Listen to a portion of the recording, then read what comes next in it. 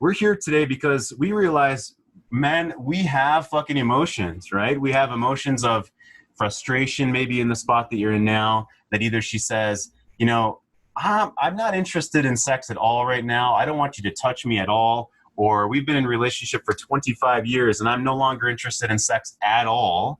I'm gonna tell you about a woman whose heart is sunshine, whose body burned hot.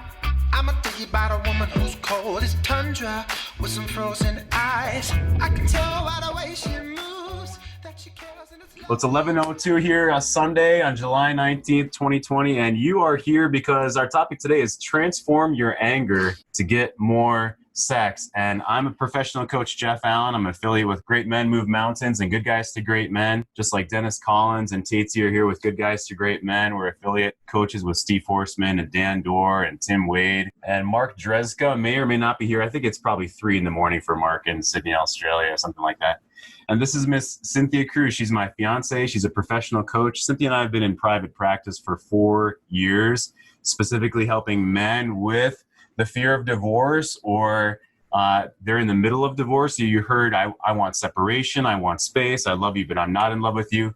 Or death by female, as Steve would say. Cynthia's here. She joins me every day on our daily show, the C-Note Show, that we host at this same time, Monday through Friday.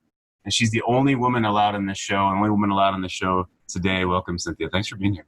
Thank you very, very much for having me here. I fully appreciate the honor and the opportunity to sit with all of you. It's a gift to be invited into this space. So I deeply appreciate it and very much look forward to this call with you. Yeah, I love you guys. Fantastic. God, I love Tatey so much. I met Tatey in Copenhagen. I think it was, I'm bad with time, but it was last year. Met a whole bunch of gentlemen there, including Neil. And, Neil lives in Sweden. And Tatey just messaged us and said, I'll listen in. I have no anger and no sex. No anger and no sex. Well, I'll trade some anger for some sex. I don't know about the rest of you. I think Dennis Collins would agree with me too. Although Dennis, I don't think Dennis ever gets angry. Dennis never gets angry ever, right, Dennis? No, he's like, what? Yeah, no, not at all. Never. Awesome to see you guys. So let's go ahead and get into our show. The free giveaway we have today is Miss Cynthia and I, and Cynthia is spearheading this, is a free chapter of our brand new book, 8 Pieces of a Woman's Relationship Pie. Everything from, no nipple breast massage Yes. to panty party. Yes. Right? Yes. So Cynthia, we've got a preview of that today. We're going to give away the first chapter of that book. The no nipple breast massage is my favorite part, personally. So far. And so we'll give away a chapter of that book.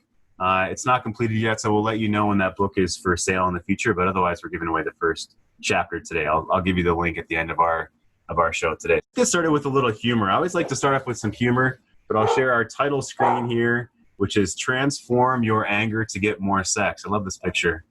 We're here today because we realize, men, we have fucking emotions, right? We have emotions of frustration, maybe in the spot that you're in now, that either she says, I'm not interested in sex at all right now. I don't want you to touch me at all. Or we've been in a relationship for 25 years and I'm no longer interested in sex at all. We have clients like that. I have personal one-on-one coaching clients that are in that spot. I just actually finished with 4 months with a gentleman who went from fighting every day, no kissing, no hugging, no anything. She would deny him to even sit down with him for coffee, to 4 months later now, they're doing deep hugs, kisses, they're spooning in bed. She follows his lead. Sex isn't happening yet, right? So it's not about in 1 week or 2 weeks to think that you're magically going to be getting backflip blowjobs off the chandelier, like I say. It's not the magic wand where, Jeff or one of the other coaches is going to magically fix your sex life overnight. This is about the staircase of intimacy. It's about growing together your values and your experience, right? Here are my values, here are my nuts in life, and here's my current experience. We want to grow those together.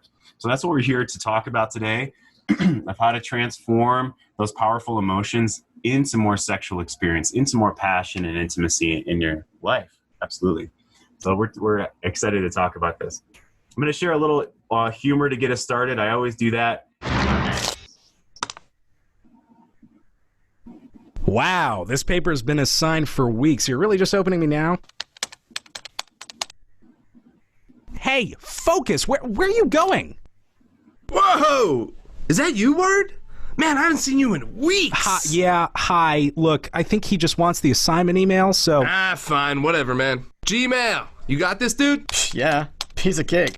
Whoa, dude, guess what? Hey, this paper's due in 10 hours, people. Sorry, but he has got to see what Ali freaking Vanderslice just posted on his Facebook wall. Look, can't you just tell us? Yo, dude, tell him what Ali said. Oh man, check it. LOL at your old school quote. Dude, she LOL'd. You are so in, dude. And she's back from Cabo. Sweet. Guys, it's 10:30, and all he's done is set me to double space. Hey, my boy's had a long day.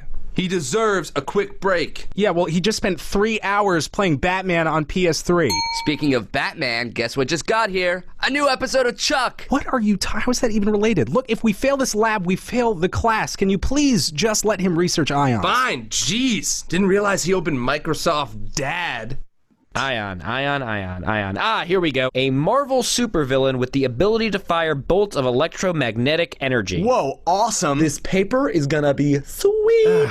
That's clearly the wrong ion. Are you sure? This one has way more views. Hey, did you know Captain America died? No way, how? Assassinated by the Red Skull. No Hey, want to watch the Captain America movie? Ooh, or this panda on a water slide? What's this? Big man's in the mood? Maybe for something amateur? Not my thing, but I know a guy. Look, close them now. We can still pull a solid C, I promise. Please. Shut up, loser. Yeah, oh, guys, come on. That's someone's daughter. Oh, lag? Alright, better close some apps. Wait, don't do that. That won't help at all. That's just a myth. Finally! Now, who wanted to see Jane Jetson get fucked by an octopus? Sup?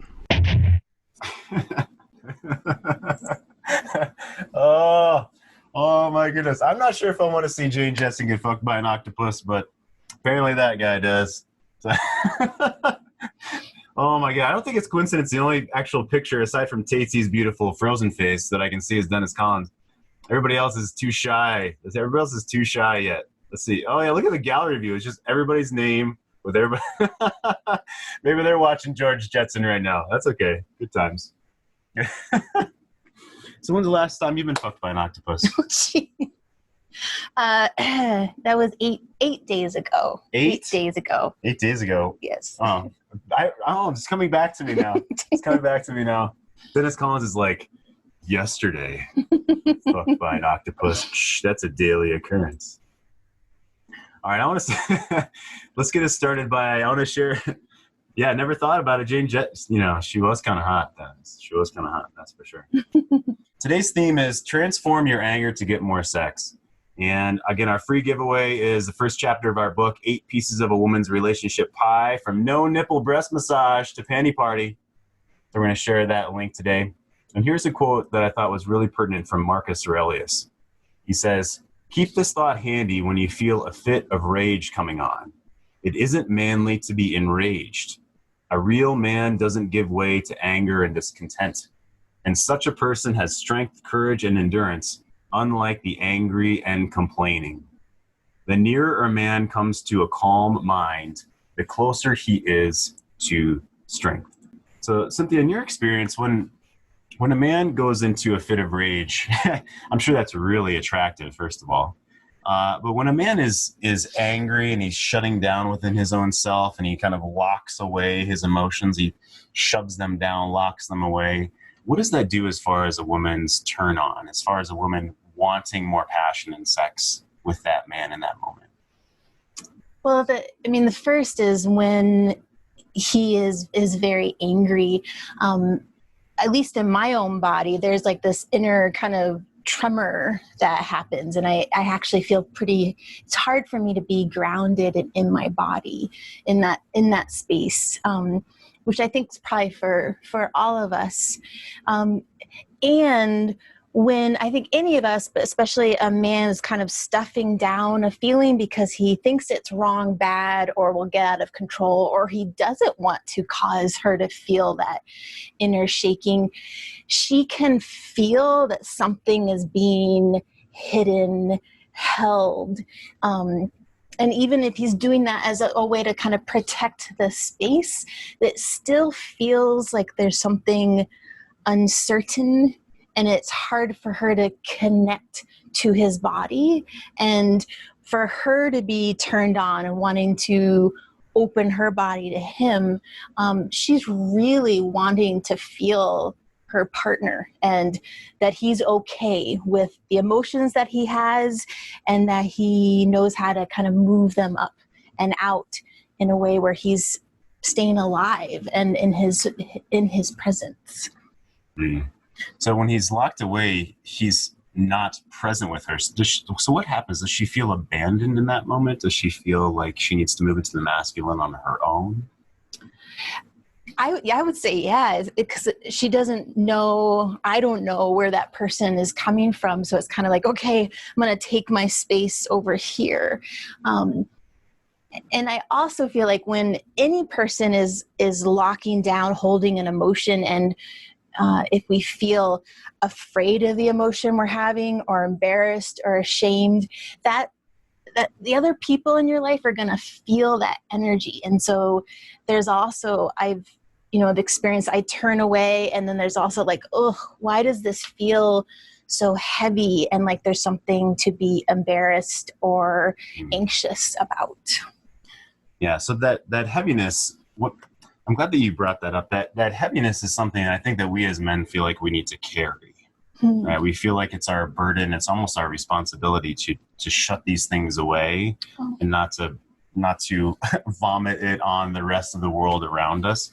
And I have found that that's not how we want to handle this. When I coach a man, so here's the big tenet of our thoughts today, gentlemen. There's the presenting emotion of anger, and underneath anger is always something else. It's always sadness or fear, or both sadness or fear. And underneath that is a story. It's a story that we're telling ourselves. So maybe the story here would be, I need to shove all that down. I can't put that on anyone else. It's all my responsibility to carry this burden. So I need to lock all of these underlying emotions away. Yeah. Right. And underneath that story is, well, I won't be accepted for my emotions. She won't give a shit about me. Or if I'm not carrying a burden of these emotions, then what's my value as a man? So if the underlying story is, I have to carry these burdens, otherwise I don't have value, that's going to drive all of that man's decisions around anger and shoving down, and then she won't be able to be in touch with us, our body. It feels like we're closed off. So gentlemen, here in a minute, I'd love for you to raise your hand and ask a question about what we're discussing here, or give us a scenario where there's anger in your life. You feel angry, or so my experience was that I was shut down in my own self, and it would build up and then explode in anger. So those of you that don't know my story, 10 seconds of that is, my last relationship ended in 2015. I was divorced that year. My son was 11 years old at the time. He's 16 now. My connection with my son is phenomenal. Cynthia's my fiance. We met about a year after that, and we started dating over a year after I separated and divorced my ex. And the story was that so she cheated my ex, my ex-wife cheated, and we went to therapy for 6 months, and I was fucking furious and shoved everything down and, thought it was all my fault. And a lot of that radiated out to my son. My son became super angry over the next full year. It took me a good 12 months for him to even be in the room with me without it feeling like he was just ready to kind of explode or blame me. And that's embarrassing even now to share. I mean, I share this, I'm happy to share this, but it's still embarrassing to know that I couldn't see the back of my own head. I didn't know these strategies that we're teaching now, that I teach men now, 5 years ago, a little over 5 years ago. And I've been in mental health for over a decade. I've been a teacher and in child psychology and worked in the school system with kids with emotional disabilities, gang kids that were adopted, kids that attacked teachers in school. those were the kids that I worked with, especially boys. All the highest flying boys in the school were who I worked with. And I still couldn't see the back of my own head. I still had this collapse in my own relationship. Went to therapy. Everything was my fault. I was the bad guy. And so I have a really close relationship to anger. And it's taken me understanding, the mindsets of what we're discussing here, the emotional control, and the skills of what to do. The 3 forms of confidence, as we talk about, as Cynthia and I talk about every day on the C-Note show, our daily show, are behavioral, emotional, and spiritual, right? What do I do? How do I control my emotions? And how do I have mindsets and framework of what's underneath the anger, sadness, and fear? And what's underneath that is a story. And the story generally comes down to, I'm not good enough unless I won't have value in the world unless I carry this burden, or unless I shove these things down. Because underneath anger, at least for me especially, was always something that was shoved down. So Cynthia Cynthia and I met in our late 30s. We met when we were 37, 38 years old, and we're open about our relationships, certainly.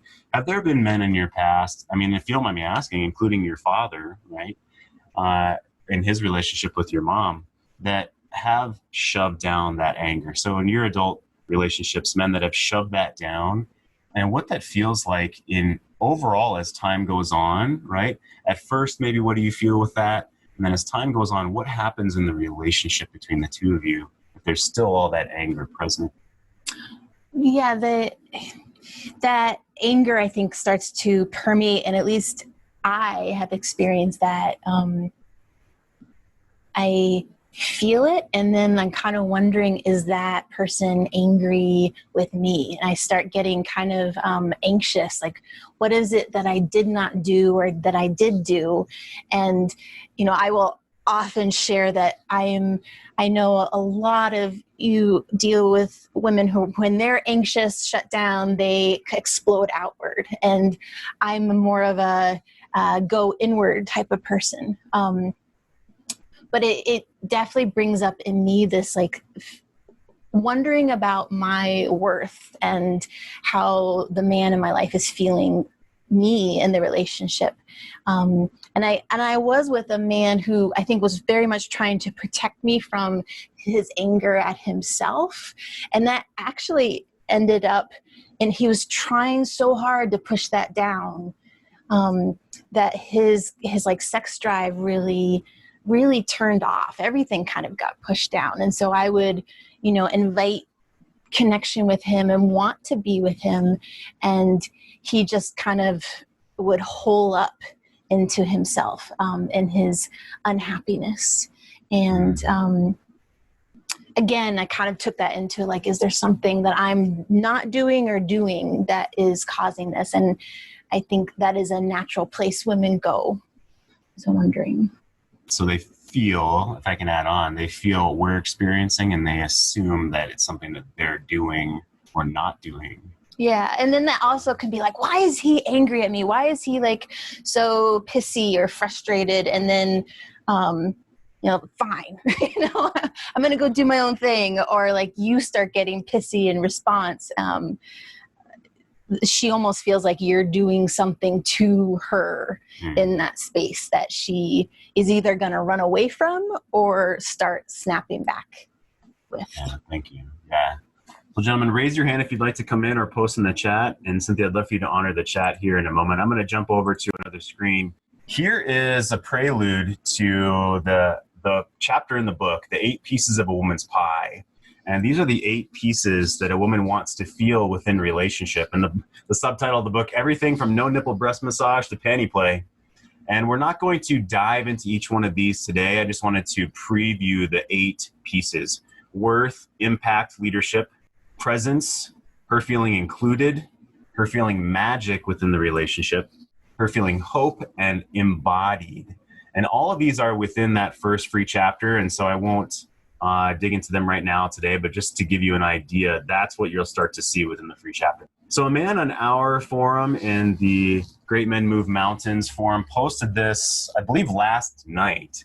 And I love this picture, Tony Robbins, and it says, the purpose of pain is to move us into action. It's not to make us suffer. So Cynthia, I want to chat with you about this. So if I'm a man that I think that pain is something I have to bear, it's a suffering that I have to do within my own self, and that it's my 100% responsibility. Now, sure, we don't want to treat our woman like our therapist, and it's certainly not okay for us as a little boy to blame her, right? But what does a woman want to dance with you in a relationship? What does she want from a man when he is feeling suffering, right? What kind of dive into the pool and bounce up off the bottom of the pool is she wanting from her man to share with him? Well, something I really respect and attracts me in my relationship with you, Jeff, is that you do share, vulnerabilities, and you are very aware of your emotions, and you're very okay that you're having an emotional place. You're okay with the anger, the sadness, the fear, because you know that you have the steps and the wisdom and the presence that you can feel it, and then you can move through. And so when I feel you, it's like I get to feel all of you and feel safe in that, because you are okay with you. And it not only models that to me, but it's like I get to be included in your human experience. And to me, the most hardest part of when anyone or a man is kind of holding up in his emotions is it does feel like you as a woman are being excluded. And I know this is like a tough balance to read. And there was even a comment in the chat, that great Brene Brown quote that shares, women often say, "Oh, I want you, please be vulnerable with me. Share with me your places that you feel weak and in pain." And then you do. And then she gets disgusted or shut down or doesn't like that you got off the white horse. So I do want to recognize that. Yeah, certainly. So that's a great question. And how we talk about this is when you dive into the pool of vulnerability, okay? If you dive in without a scuba tank on and you're trying to hold your breath at the bottom of the pool and swim in vulnerability, you feel like you start to drown in the vulnerability, and she feels that. So if you're swimming and just dying and drowning within the fear or the sadness, she then feels like she needs to save you. And she doesn't want to feel like she needs to save you. That doesn't turn her on. That doesn't make her feel like a woman. It doesn't make her feel like you're providing and protecting. It doesn't make her feel like you're leading. Right? So that's why we say we dive into the pool of vulnerability, okay? And we kick up off the bottom with a perspective and a plan in life, a perspective of what's going on here and a plan for the very next step, even if it's the next 5 minutes. Okay, so an example of what Cynthia just said, if I'm upset about something, for instance, my son is 16. He has a lot of trouble in school. So I'm homeschooling him, and I have on and off his entire school career. He's been in probably 5 different types of school programs.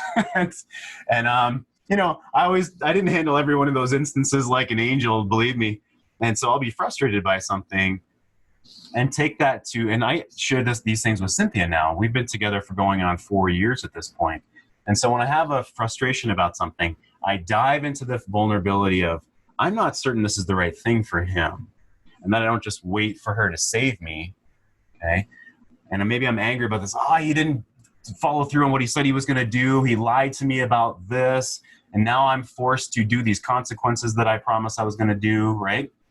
Okay, I dive into that vulnerability, and then I kick off with a plan. So here's what I'm going to do in the next 5 minutes is I'm going to take a walk. I'm going to censure myself.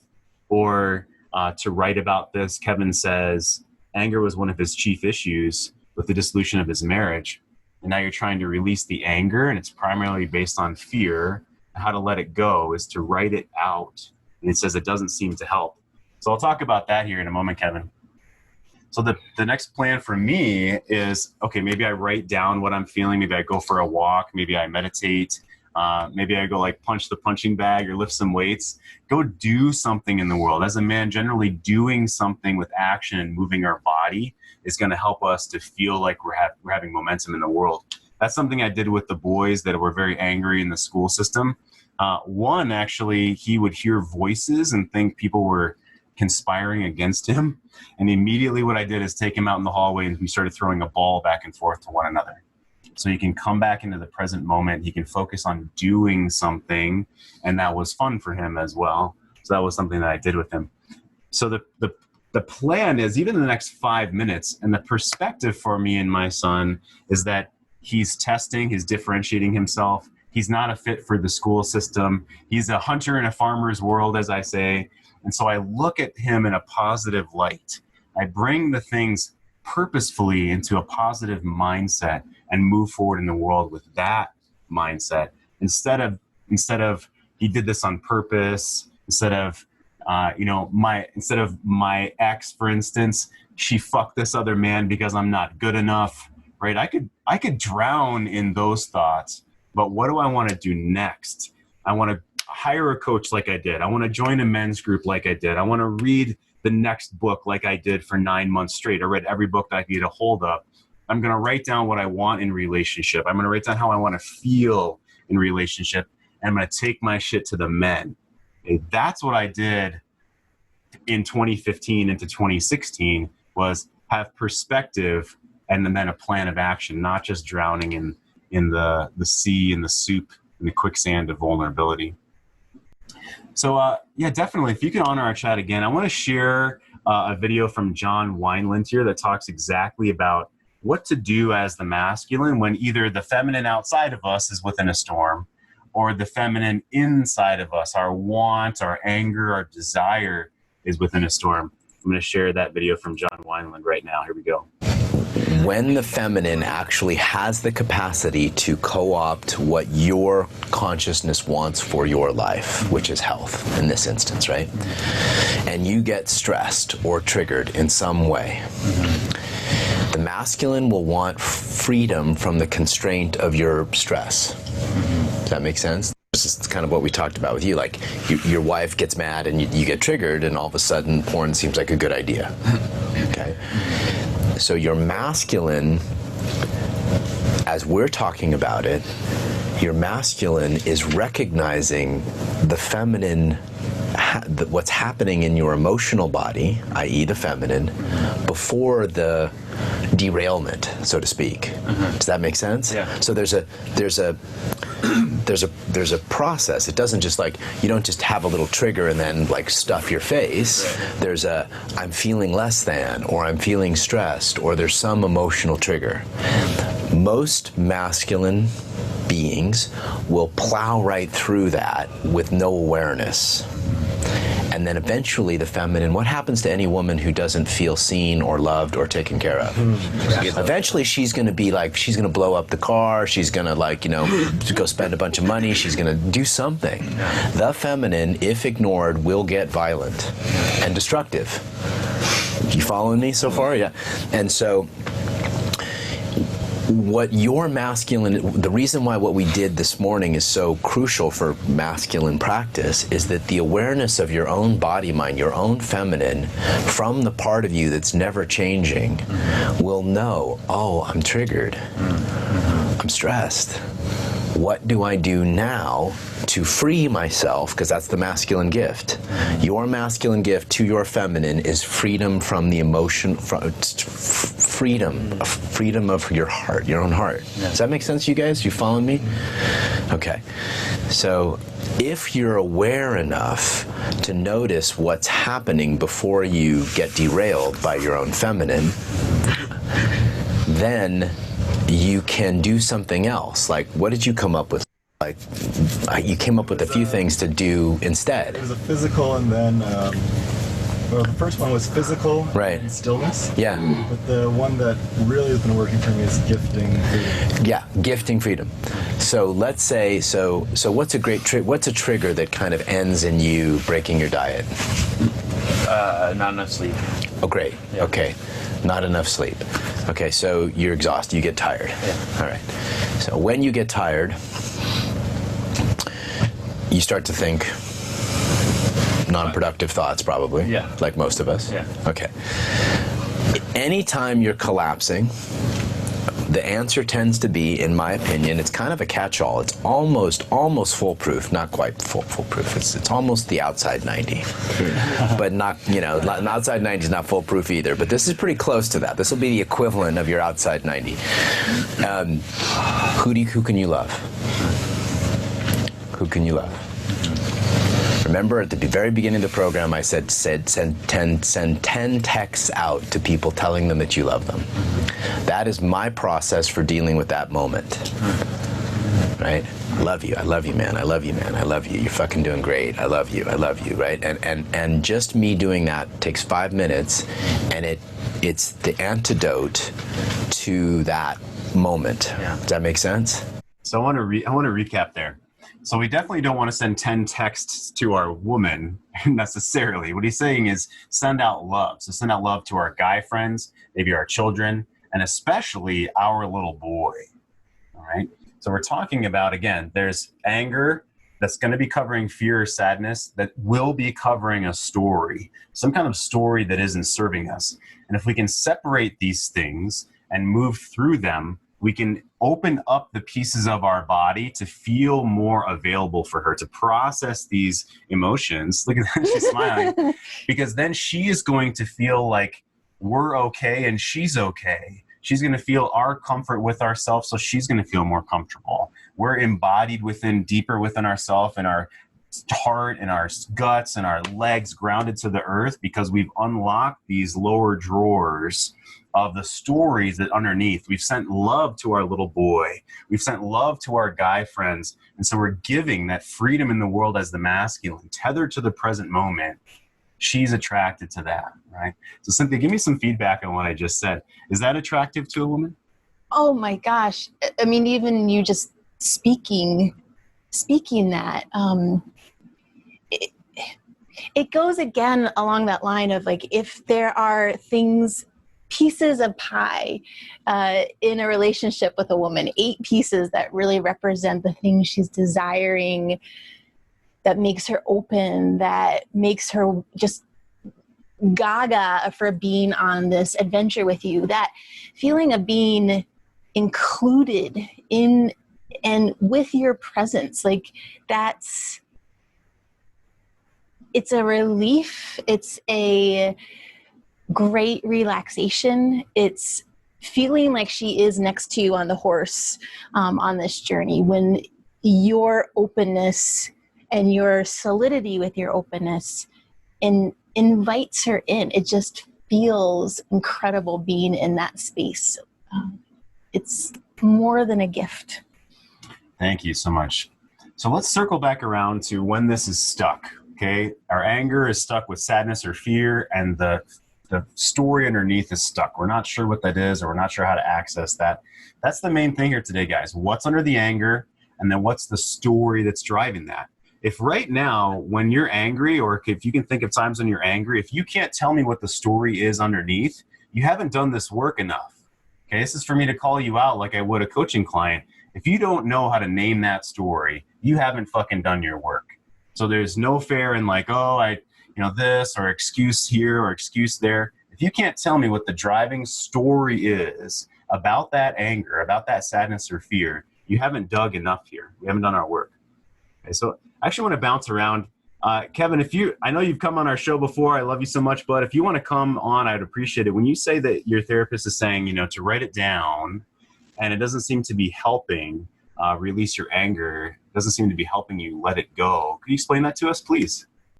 It's kind of we've been working on the anger and trying to feel the anger that I have towards my ex-wife on a path to kind of letting it go, to kind of gain more empathy for her. And so, I started just trying to write out my anger towards my ex, right? And aside from looking up in the thesaurus how many other words I could find for bitch, it wasn't very helpful for me. And it's just not not just the way that I want to be. And I do know, and just hearing you guys talk, and like the story underneath the fear and the is something that we've been working on, because like my wife's gone. She's, all the things that I feared in the last 3 months have come to fruition. You know, my mother died. My wife has left me. My wife is with the man that she left me for. My kids have gone to see her right now. My daughter was in a car accident. You know, like all these things that, you know, you fear, they'd already taken place. So, you know, I would think, you know, with an engineer's bent that, you know, hey, they're not there anymore. Shouldn't I be fine? But it's just dealing with, trying to deal with that and get to the point that get underneath it to I think you've said not today, but in other things about, or you have said today about reframing it, about making another story, and rather than just thinking about that the things have occurred, but just thinking about it in another way that's easier to, that's better to deal with going forward. That's what I'm trying to do, but it's just you know, everything's a bit fresh and just a bit hard to deal with right now. Yeah, well, oh my gosh. So Kevin, certainly our heart goes out to you, but I mean, you've had a lot of tragedy happening. I'm sorry about your mother, and you said your daughter was in an accident. I hope she's okay. Yeah, she's had surgery and she's doing well now. She's doing better now. Oh my gosh. But thanks. It's just, you know, I would think with the logical bent that I have is that, you know, why am I still angry if all these things that, you know, you always fear that something's going to happen to your kid. You always fear that something's going to happen to a parent. You fear that your spouse is going to leave you. You fear that your spouse is going to leave you for someone else.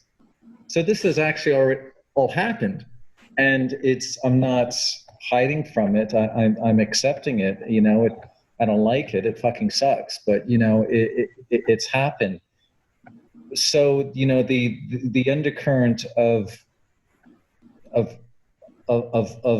anger and rage is still there, but it's tied up with a lot of emotions and stuff, and you know, just trying to let them wash out and go through.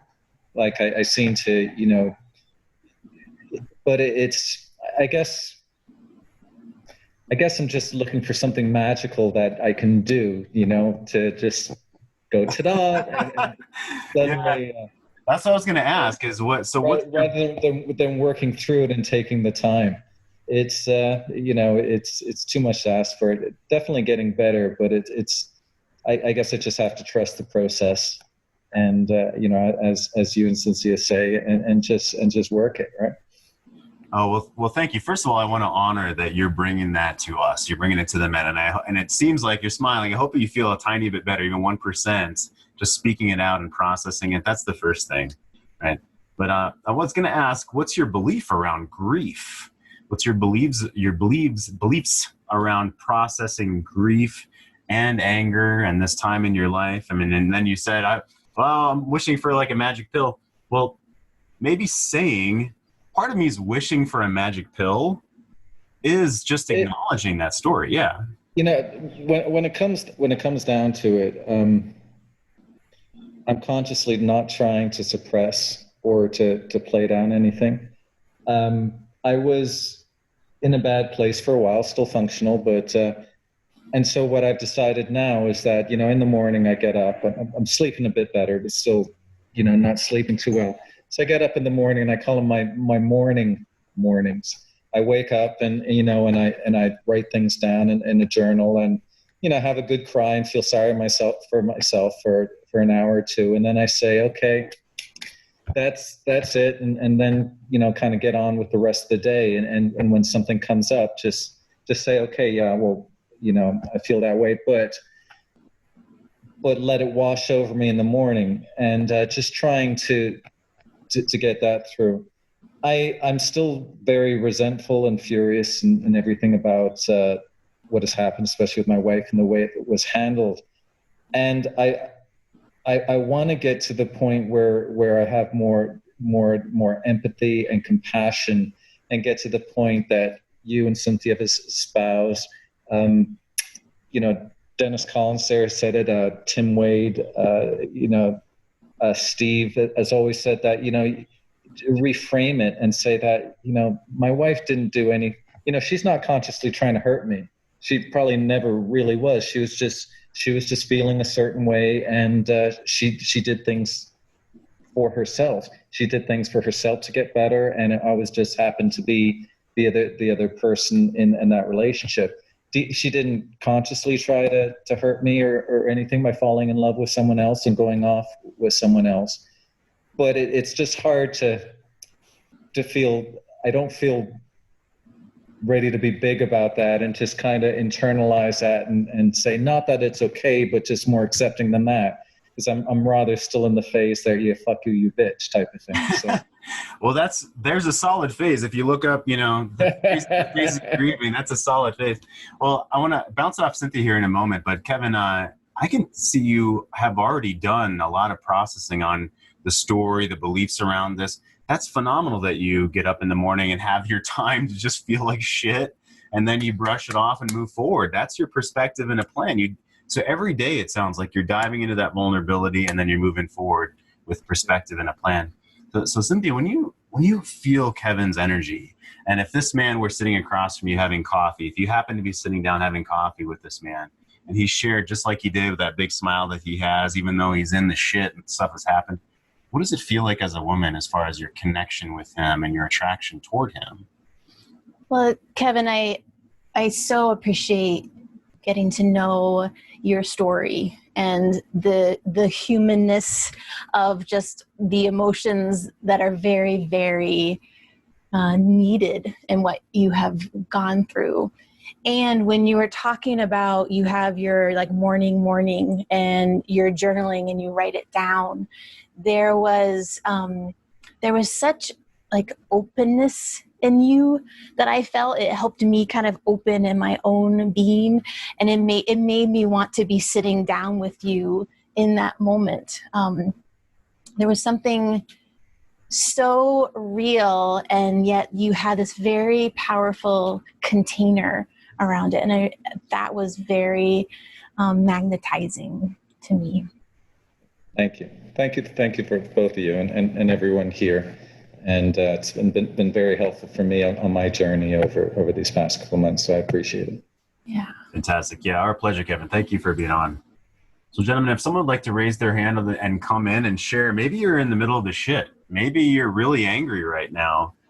Maybe you're looking at Kevin and thinking, wow, he's actually processing this pretty well. I'm not even to that point yet. And to honor you, Kevin, there will be a time when you feel as you quote unquote bigger and be ready to be bigger about this as you're around, us men, the coaches, the other gentlemen have been through this, the gentlemen that are charter members within the forum as well that are 2 years past this, 3 years past this.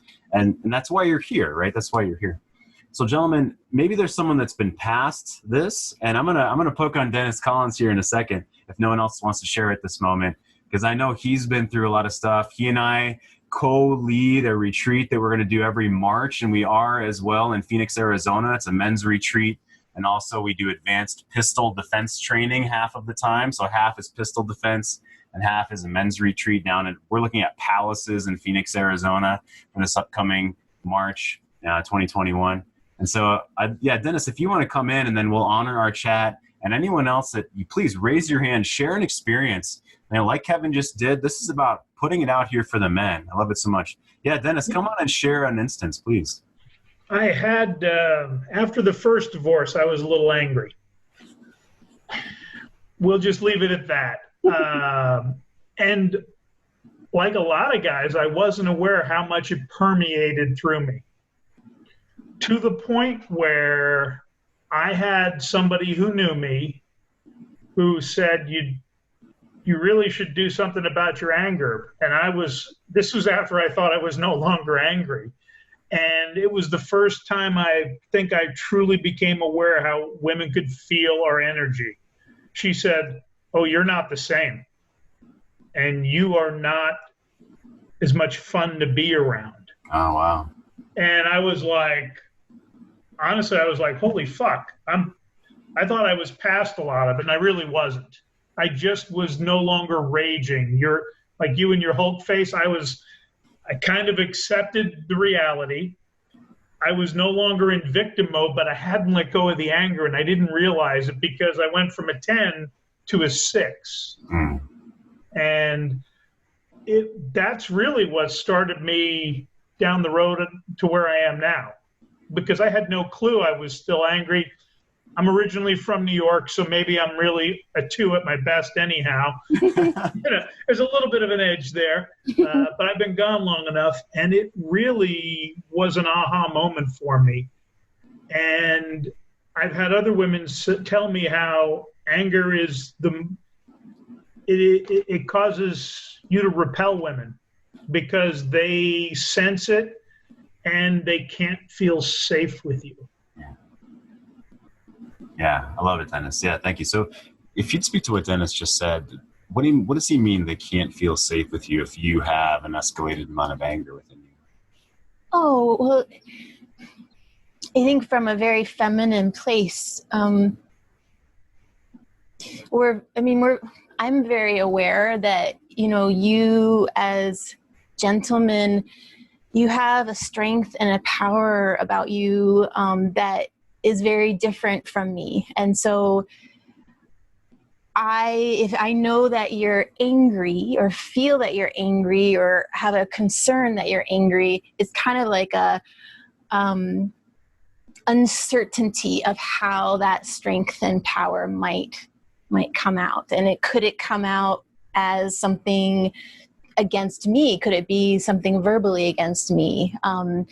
Will it be kind of like a fire that comes out that's very large and takes up a lot of space?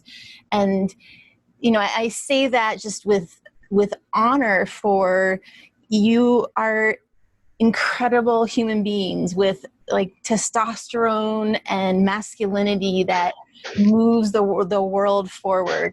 And it's a power that women truly do honor, respect, and see. And so when you are able to use and harness that fire and also have a container for it, it's something that builds our respect of just like, gosh, this is an incredibly powerful presence. Yeah, fantastic.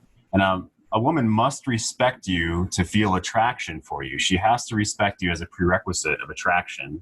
And she must feel attracted to be in love with you. Her feelings of being in love, she has to have attraction and respect for you.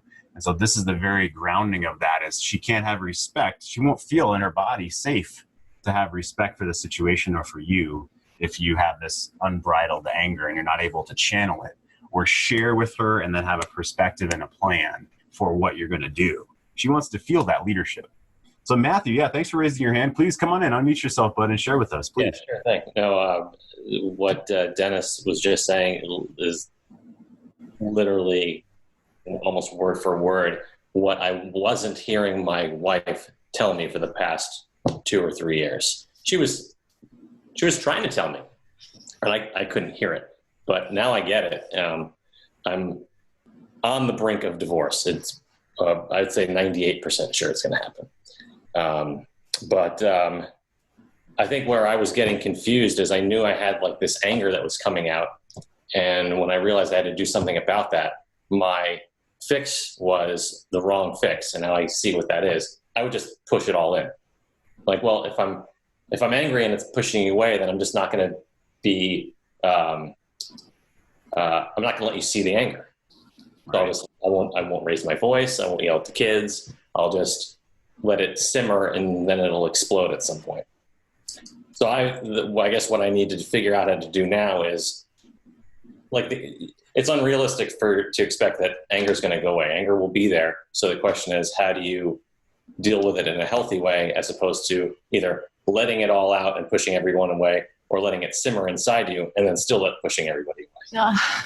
Sure. So I'm going to answer that question. I want to bring that out. But so what's the story underneath the anger, Matthew, right?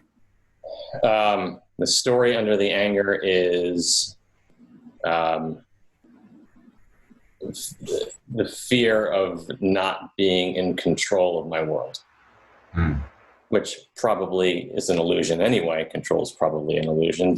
And I say that to myself, but then I don't necessarily believe it. So working on all that. Yeah. So, I mean, elaborate a little bit. So control of your world. What do you mean by that? Control of raising my 2 boys, control of my career. Those are probably the 2 big ones. Control of being a parent and controlling my career, I think, are the 2 big ones. Sure. So how do you believe you control how to be a parent or your career? How do you do that? I have no idea. No, it's okay. Like, do your best for me. You control your career by working hard, showing up on time. Yeah, all the things that I know, all the things that I do. I guess the ironic part of it is that, like, my career has been doing just fine and growing over the last decade and a half anyway. So if I'm looking at it from like a 10,000 foot perspective, I'm like, well, what are you even upset about? Everything's more than fine. Yet I'm still, like, I guess it goes back to that, like, good enough thing. I'll still feel like I'm not doing good enough. I should be at this point, and I'm here. But, like, even here is still way better than, the baseline. I don't know if I answered your question. Yeah, that does. That's good. So it's perspective, and it's what you're explaining is the human condition of never feeling enough. And yeah, 100%. Yeah, and we're going toward the horizon, which we literally by definition can never reach the horizon. And so we have this ideal, right? Our ideal is whatever's greater than us right now. Yeah. Like, that seems to be our human condition of the ideal. Why do you think we as humans, not just you, but every fucking one of us, Matthew, why do you think that's benefited us over history? You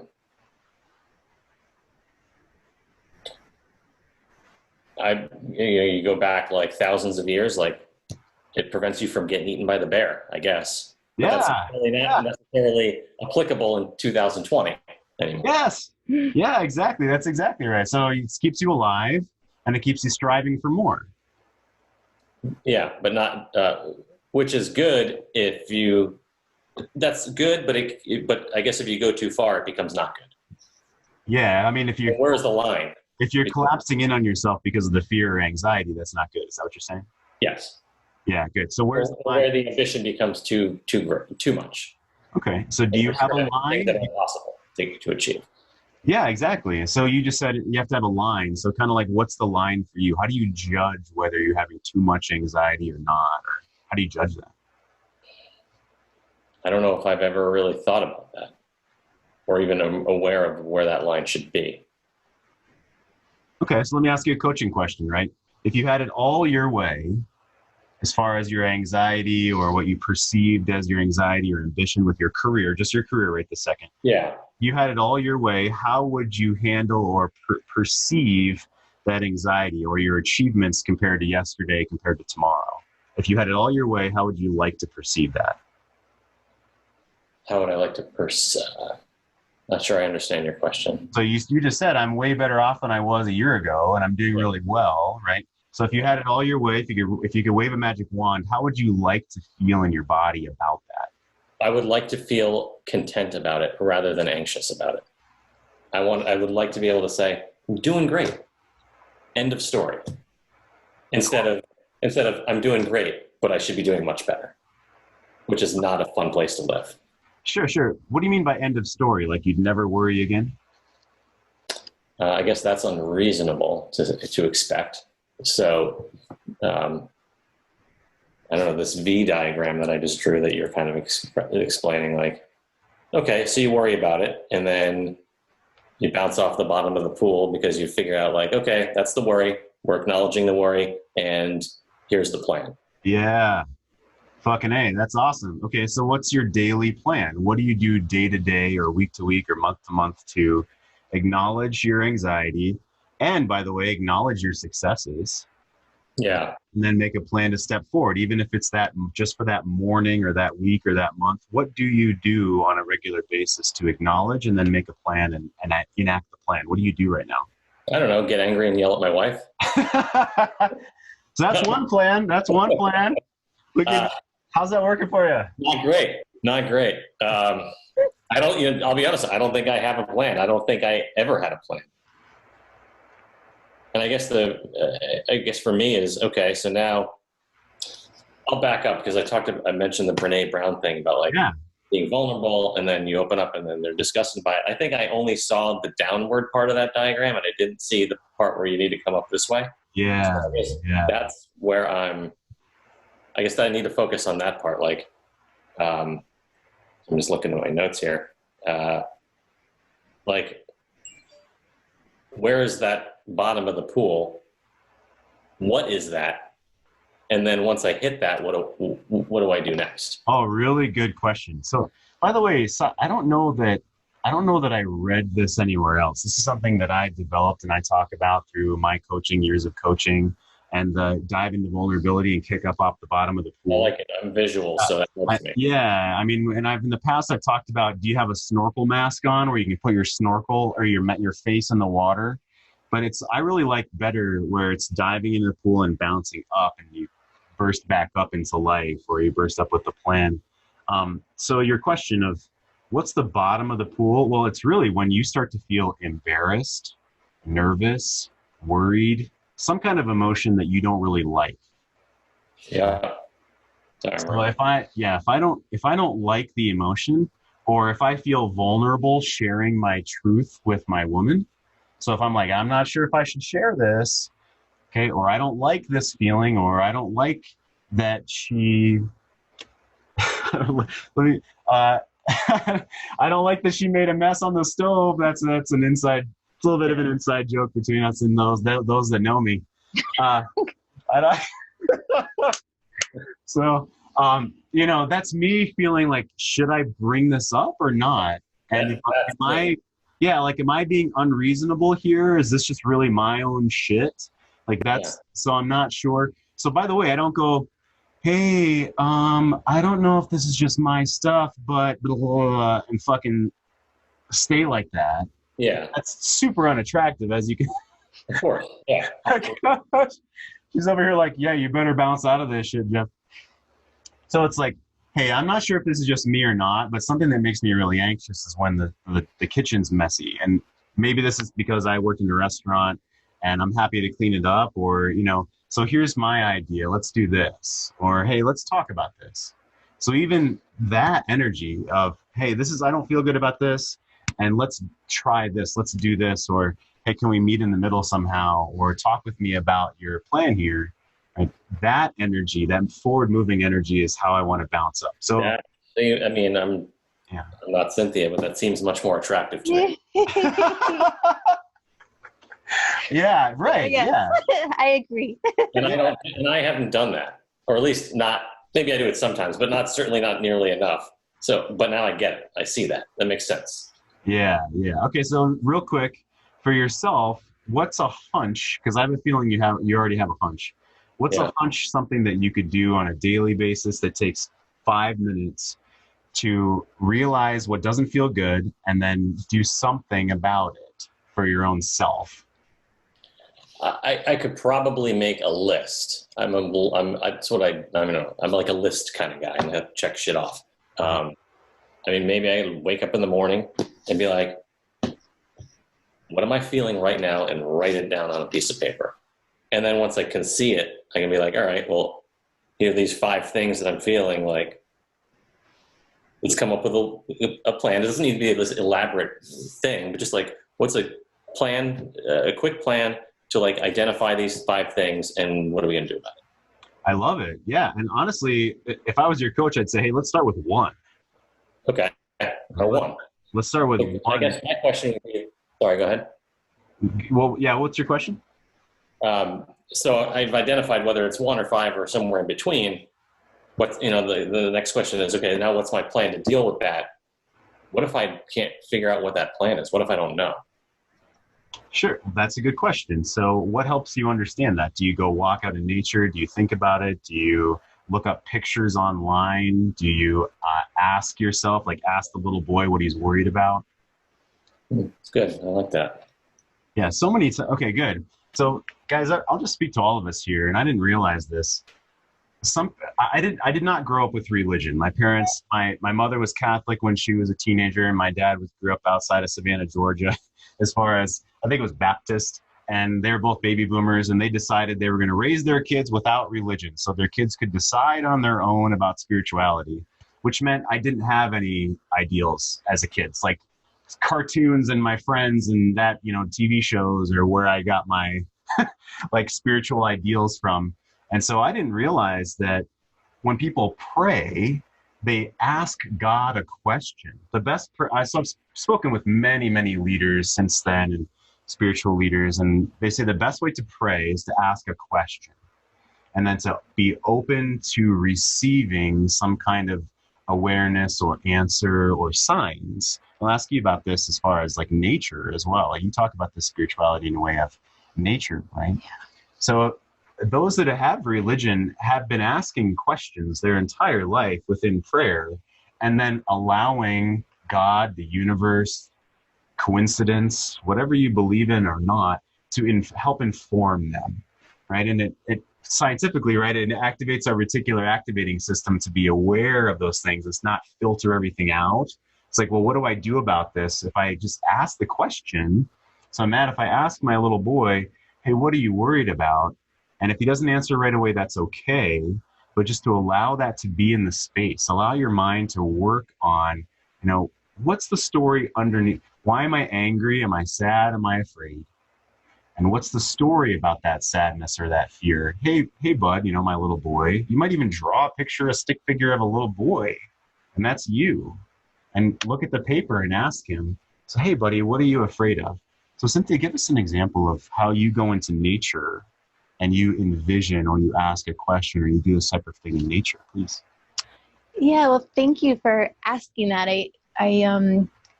It's sometimes it's a little vulnerable to share our most internal workings and how we walk with the world. But I do love the practice because I can't figure everything out all in my head. And there are times when I am asking questions of the little girl part of me, and maybe there's a negative voice from my past that I can't just like push myself through, or something's really scary and frightening to me and I can't just like let it go.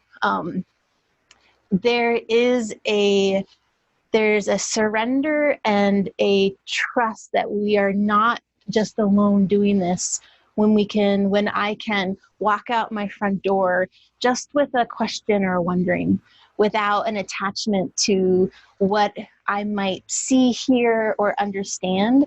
But it helps me kind of push aside some of those negative thought patterns, or even the way I've turned religion in the past to it must be a negative voice in my head. And then to me, when I see like the birds and the trees, it is that reminder to me to tap into something bigger, more important, more passionate than my little egoic self. And whatever that is, whether it's actually hearing something in my head, it's a way to transmute the current human place and be more in myself. I love that. Cynthia and I, the week after the 4th of July, we took vacation. We still ran our daily show, the C-Note show, from on location in northwestern Wyoming and southern Montana. But out there, and especially southern Montana, we could see the entire Milky Way galaxy from one end of the horizon to the other end. And multiple satellites going by every moment. I mean, it's just awe-inspiring, is to give us perspective in the world.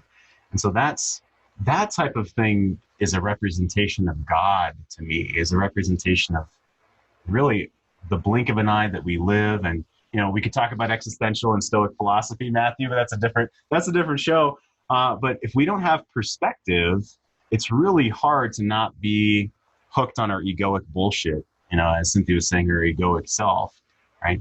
So, Matthew, how does that hit you? Do you feel like you have a plan that you could start doing within 5 minutes every day? Not sure. That's honest. I'm thinking about it. Yeah. I'm trying to figure out what that is. Good. So I'll mirror back to you. You're going to write down one thing of how you feel. Yep. Right? And then you're going to step into it somehow. So what's your favorite? Do you work out? Do you go outside at all? Do you I'll go. Do you create? Yeah, I mean, I'll go for a run. I try to go for a run every day. I love building stuff in the garage. Even sometimes just something as simple as a walk for 20 minutes helps around the neighborhood. Nice. So you got two things. You've got a mental thing, which is little boy, what's the story underneath? What are you afraid of? The little boy part of me, that's your mental exercise. And the physical is go for a run, build something in the garage, do something. Right? Yep. Yeah. Okay. And then honestly, what I would say is then in the evening, ask yourself, how did that go today? I felt angry in the morning. I asked my little boy, it took me 30 seconds. I went for a run like I normally would have, or I built something, right? Or I hugged my kids or hugged my dog. And later in the day, how did that go? How did that process go for me today? All those things take very little amounts of time. One thing I have every morning is a 1-sentence appreciation journal that I keep right in front of the toilet. So when I sit in the toilet in the morning, I write 1 sentence every day. I'm solid on that for the last 3 months. That's been really helpful. That's something that's like a little side thing that takes me 30 seconds to do. Yeah. So don't think it has to be something gigantic, because it's the opposite. You want it to be so easy, there's no excuse to not do it. If it's too much of a hassle, you'll eventually stop doing it. Exactly. Like I'm going to jump. So thank you, Matthew. I'm going to jump over to this picture again with Tony Robbins. The purpose of pain is to move us into action. It's not to make us suffer. And action can be 30 seconds. Action can be 60 seconds. So love it. Awesome. Thanks, Matthew. That was great. Very nice. So if you'd honor our chat, I'd appreciate it. And gentlemen, if you want to raise your hand, if someone else has a scenario or a question, please.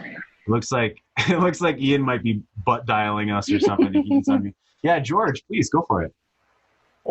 Well, I just wanted to thank you two and everybody from Good Guys to Great Men as well. I can honestly tell you that I probably went from negative infinity to positive numbers, the way I process things. And we were at an all-time low as recently as end of April, and I got my family back. I got my wife back. I deployed a lot of the things that have been discussed, but more importantly, I'm living them. And this has been a couple of years in progress, but you folks in particular, some of your sessions have really been helpful in helping me focus on where it's at. And that goes for the folks who've been brave enough to participate with their own life stories. We're feeling like we're at the end of a marathon, and we got one more hurdle. And I feel like if I don't handle it right, we could end up to negative infinity again pretty quickly. And that's kind of how life is, isn't it? And I'm in control of that. No one else is. And it's the intimacy portion. Where I thought, wow, once we work all of this stuff out and we start listening to everybody and we start empathizing and we actively participate and not try to overly help but be there and everything else, then wow, once we can get back to life.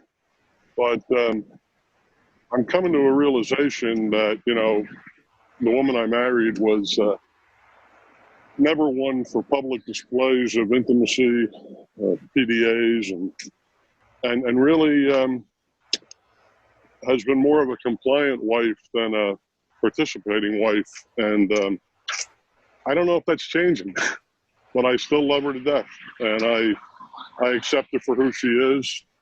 And we discussed the other day about, actually she brought it up that, hey, I know this is important to you, so we're going to make time this weekend. And, we kind of got into some old routines that didn't materialize the way I would have envisioned. But of course, I've been envisioning this since, November of last year. So I think there was some of that going on too.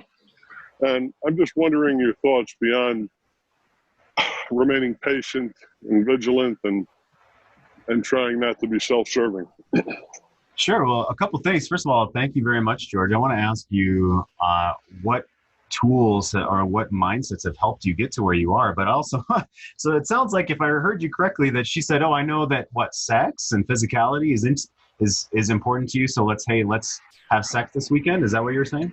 And that's pretty much the way it was positioned. Yes. Oh my God. Okay. So how many men on here would punch a dog in the face to have to have their woman say, I know this is important to you. Let's have sex this weekend. So that's fucking great, George. Holy shit. I do believe it was because I opened my heart, and I probably not from a nagging perspective, but letting her know, hey, we're making a lot of progress, but I do need a degree of intimacy in my life, and it's not necessarily defined by sex, but if it gets there, great. And if it doesn't, it's just hanging out and feeling, we were a very codependent relationship, and I'm learning every day to let go. And I think I had the best of both worlds. Everybody told me how good I quote unquote had it because I had my freedom and she didn't. And, you get to a certain age and your kids are getting older and you want to have some of your freedoms, and she's pursuing her career, and I wasn't overly understanding about it. And now I get it. It just, sometimes you have to be punched in the face like that dog you referred to. Yeah, no dogs were harmed in the filming of this show. Definitely. None whatsoever. No. Yeah, good. Anybody who works for PETA, you can ignore the metaphor. Just ignore that. Yeah. So George, let me ask you, do me a favor, please, if you would, be very specific about your question. So you talked about resilience and patience of what? Of what exactly? Of understanding that she may never get into physicality to the degree that I would like us to and perceive that we did when we were much younger. Okay, and would you do that? It's not as important to her. That's not how she judges herself. Yeah, that's a great question. It reminds you of Caddyshack when Ted Knight asked Chevy Chase, how do you measure yourself? And he says by height, and measure yourself against other golfers. Well, my wife maybe isn't wired like other women, or has chosen not to be early in her life, and it's a lot to unravel. And frankly, it's too damn tiring for both of us to just continually have the conversations. I'm not really ready to settle for a mediocre experience, but I'm also seeing a lot more value in her as a person, where I'm not just going to objectify her on that one criteria, even though it's an important criteria to me. Oh yeah, absolutely. So we'll jump in here, George. Those are great questions. So first of all, love that you opened your heart as a key to get you to where you are. I'm going to ask Cynthia for her feedback here in a second. And one thing that if I didn't understand this prior, and there are a lot of psychologists that talk about this, so if you Google it, that a man has spontaneous wants and desires and sexual desires often, and a woman's sexual desires are often responsive, right? That's another way of saying a man will just want sex without anything else happening, and a woman reacts to other things happening first prior to potentially wanting sex, right? And it sounds like you connection with her is a great beginning to that, right? So I'll shut up now. I know you want to hear from the woman in this scenario. So George is opening his heart. She's walking toward him. They're light years better than they were in the past. He's concerned about, it's not, I mean, George just got spontaneous blowjobs when they first got together, and he'd like spontaneous blowjobs again. Right, George? Yeah. And so he's wondering. Man, you can really get to the crux of it without punching dogs. That's all. That's what we're here for, George. I'm in your corner, buddy. And so we as men, we would love it if a woman felt the same way about us as we do that, meaning we just want her. And we'd love it if she would just want us. And we're not sure if that's even possible. There's a story or belief there that we're not even sure if that is possible, or we maybe hold resentment for that if we do think it should be the same. So there's some understanding that it's not necessarily the same. And can we have hot, amazing passion like we did when we first got together? And how can we foster that without her feeling objectified or that we're criticizing? Like, how can we grow or dance up that staircase? Sure. Well, George, you mentioned that, you know, you're kind of wondering, is your wife, is she just wired differently? Are there just some women who are not into sex and intimacy as much? And I humbly want to argue that I don't believe that for 1 minute. I feel that at the depth of a woman's feminine energy, soul, desires, and relationship, sex and intimacy with you, her partner, is a core desire and want. And what happens with that is, you know, things from the past, hurts, pains, anxieties, messages she's received start building up these walls, start shutting down parts of her body, literally. And for a woman to be in that, like, I like want you now place, she needs to be like in her body. She needs to be feeling her heart, her stomach, her guts, her legs. And so to me, that's the answer.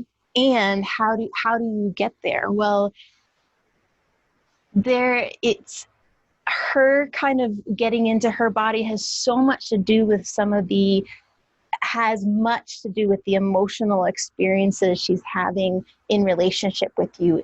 Her feeling of worth in her relationship. Absolutely, these feelings create physiological sensations and openings in her body. And even that feeling like she knows her worth to you, like it's a heart opening, like you feel like liquid butter relaxation. And a woman in that like liquid butter relaxation is, yes, in that place of like, I want to be with you now. And so I do think what you did, George, with starting to open your heart, you're starting to touch in with your wife on some of these core experiences she wants to have with you in relationship. And that can change the flow of physical relationship and patterns in an enormous, compelling, passionate way. So George, if you unmute yourself, how does it hit you? Yeah, it hits me great. I'd like to just respond to Cynthia and say I agree with what you're saying. I would say she began repressed, and I didn't help the situation along over the years. But my fundamental concern is that how I bring it up, because it's kind of like being on the bomb squad and detonating a lot of plastic explosives. If I bring it up the wrong way, it starts becoming being a needy child. Yeah, good. So I'll say a couple of things, and there's a question in the chat, and I want to bounce back over to you, Cynthia. So one thing that I've had to learn, George, and Cynthia has helped me develop this as well. And by the way, we do coaching. We do small group coaching with men as well. Cynthia and I both coach men, and I coach men one-on-one. And so I'm going to give you something specific here. And if you want to dive into this, anybody, you can contact us directly, and we can talk about this. It's totally cool. One thing I had to learn is that a woman wants to hear about how her love for you inspires you as a man and how it benefits you in the world, how you can be a stronger force in the world, a better provider or protector, or a better leader in the world through a function of her love for you, through a function of her support and embracing you. So one thing you can say, and the words, the 5 love languages were brought up within the chat as well, is words of affirmation dealing directly with how her love and support for you help inspire you in the world and make you a, let's say, bigger, better man in the world and help you achieve within the world. Okay, that's a huge one. See, she smiled. That's a huge one for her to feel recognized, okay? So that's words of affirmation. Another way to specifically, George, move toward the kind of passion and sexual connection that you want is to share with her what it provides for you. So Alison Armstrong talks about this Please help me with the name of the honoring relationship. Is it Celebrating Partnership? Celebrating Partnership is an audio. It's quite long. It's about 8 hours long, but it's gold if you want to grab an audio or actually get her program. There's a program that we're not affiliated with her. It's just that good.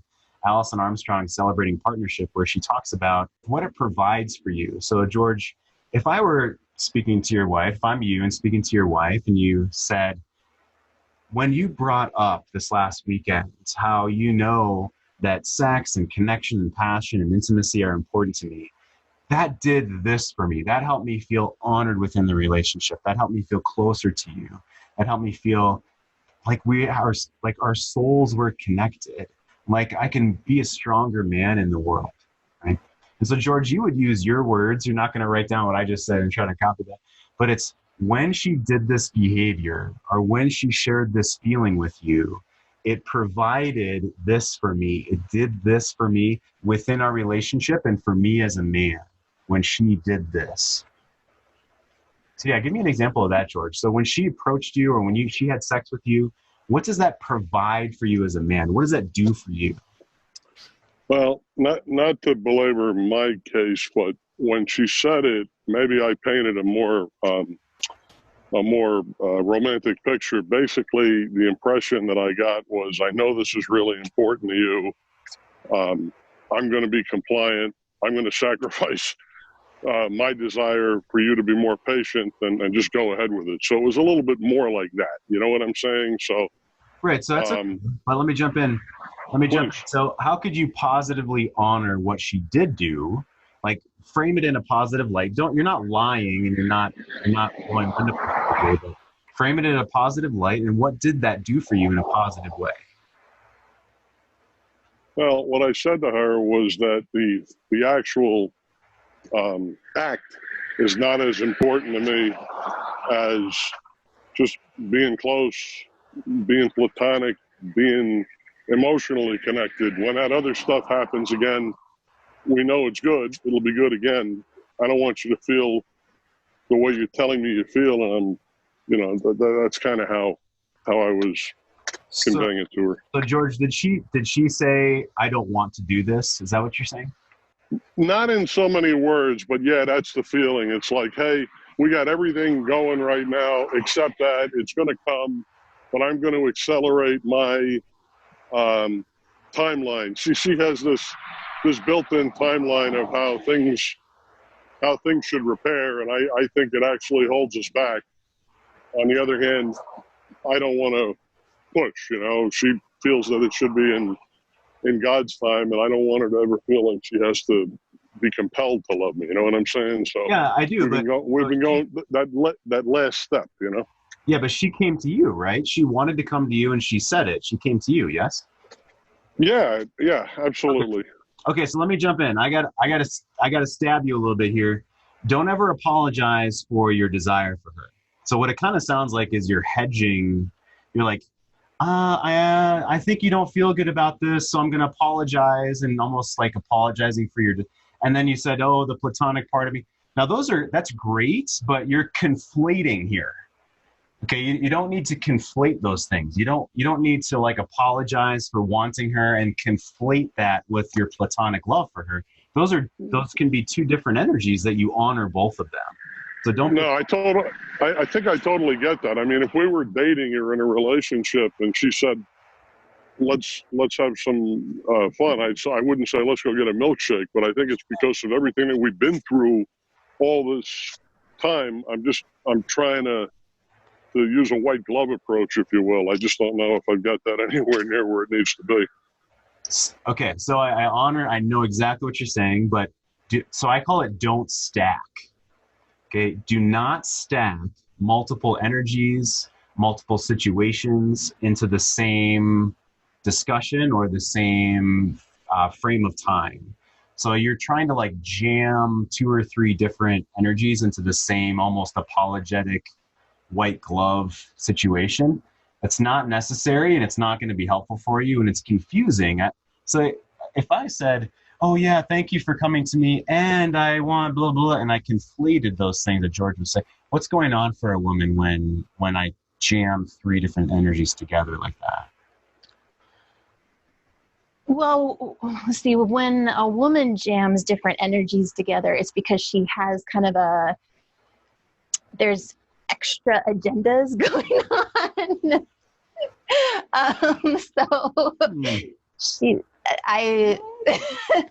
It's when things are jammed together, especially around the areas of sex and intimacy, it can feel like there's a hidden agenda versus, and I know that like to be in one's complete owning of desire and passion in the face of someone who might collapse or not want it takes a lot of grounding and courage.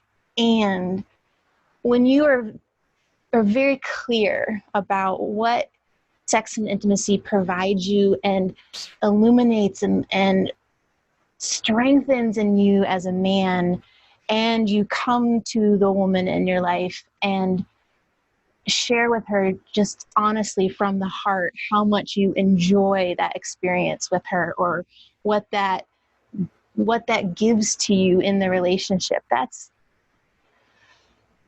It's just so wonderful to have that energy being gifted.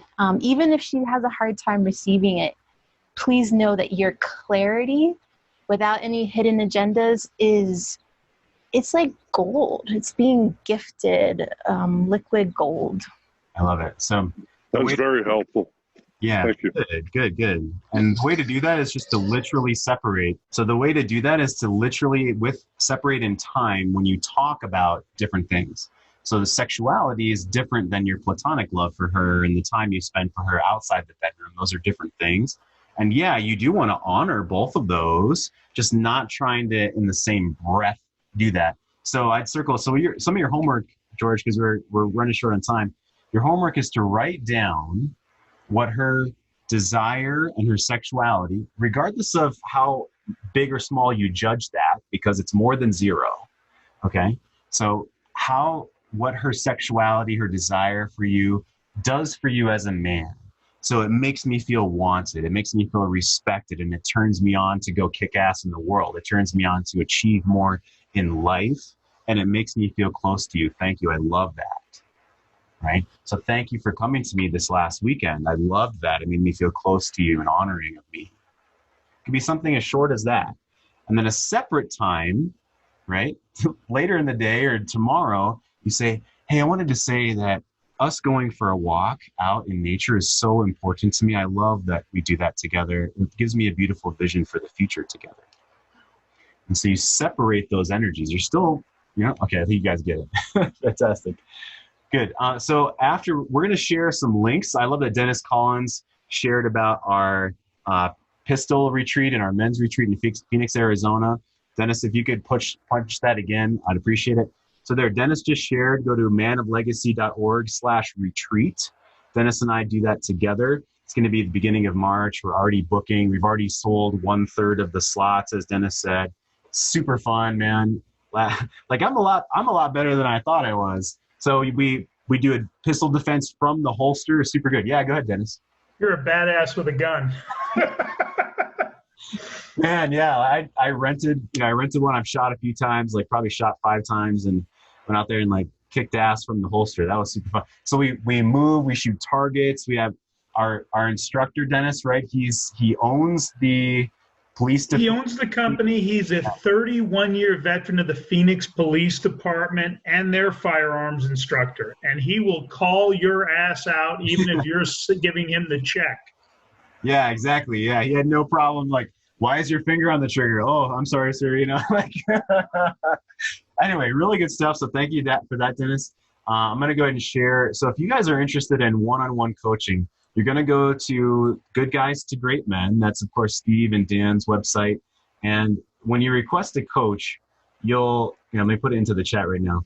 When you request a coach, Dan will hand select you to go to one of us, right? Dennis or myself or Tatesy or Mark. And Tatesy raised his hand earlier. I didn't have a chance to call any Tatesy. I apologize. Tatesy's the man. He's in Copenhagen. Mark is in Australia. Dennis is in Kansas City, right, Dennis? Kansas City? Yeah. and I'm in Colorado here near Fort Collins, Colorado. So there's that. Yeah, thanks, Paul. I appreciate it. Paul was out there too. So goodguys2greatmen.com/fly-now. So we put that in the chat for you if you want to learn about one-on-one coaching, or if you're interested in small group coaching with myself and Cynthia, I've got a promo on our site here, greatmenmovemountains.com/relaunch. And also on our website, greatmenmovemountains.com, we have a lot of free content. There's a free audiobook. It's a 45-minute audiobook. There's a 10-day program of how to move past the #1 cause of divorce. Those are free things within our website as well. We have there for you. And brand new today, right now, is the free chapter of our book that Cynthia is spearheading, which is greatmenmovemountains.com/free chapter. You go there, you punch in your information, you get immediate access to it. You know, no bullshit, no strings attached. We don't sell your name or any shit like that, right? So greatmenmovemountains.com/free chapter for the 8 pieces of a woman's relationship pie. Everything from no nipple breast massage to panty play. And I'll share the screen here again. 8 pieces of a woman's relationship pie. So go to greatmenmovemountains.com/free chapter to get your first free chapter for that. Well, thank you guys for being on. Everyone that shared today, we appreciate you. Dennis, thank you so much. Kevin, I appreciate you. George, that came on. Love you guys so much. And Matthew, thanks for coming on. Cynthia, thank you so much for being here and sharing your professional perspective. Oh my gosh. Thank you for having me and for welcoming me into this space with you. It is a true honor and the greatest privilege. So thank you so much. Awesome. Thank you very much. So if you'd like to be in our free private Facebook forum, go to our website. You can log on there. I'm in the round table. I'm in the main forum as well. So are Sora, the other coaches as well. We're here for you guys, right?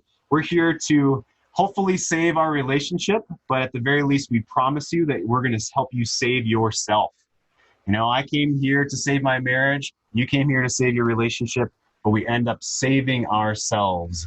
And every single man that does this work, we end up saving ourselves and being a confident, mojo-filled, grounded man in the world. So thank you for being here today. Love you guys so much. Thanks, guys. Bye. Bye. I'ma tell you about a woman who's cold as tundra with some frozen eyes. I can tell by the way she moves that she cares.